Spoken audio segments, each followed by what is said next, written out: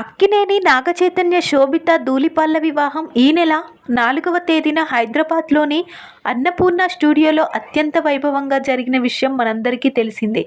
ఆ తర్వాత నూతన జంట నాగార్జునతో కలిసి శ్రీశైలంలోని భ్రమరాంబ సమేత శ్రీ మల్లికార్జునుడిని కూడా దర్శించుకోవడం జరిగింది.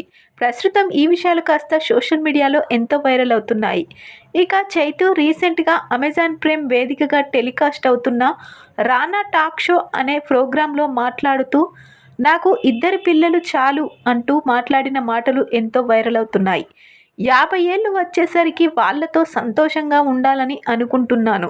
కొడుకు పుడితే వాణ్ణి రేస్ ట్రాక్కి తీసుకెళ్తాను.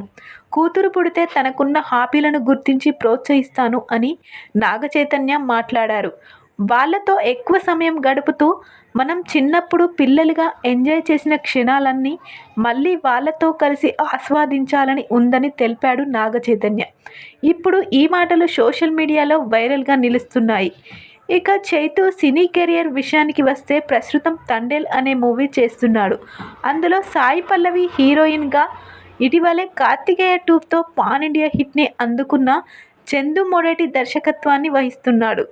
గీతా ఆర్ట్స్ పతాకంపై అల్లు అరవింద్ నిర్మిస్తున్న తండేల్ చైతూ కెరియర్లోనే అత్యంత భారీ వ్యయంతో తెరకెక్కిస్తుండగా ఫిబ్రవరి 7న వరల్డ్ వైడ్గా విడుదల కానుంది. ప్రస్తుతం ఈ విషయాలు కాస్త సోషల్ మీడియాలో ఎంతో వైరల్ అవుతున్నాయి.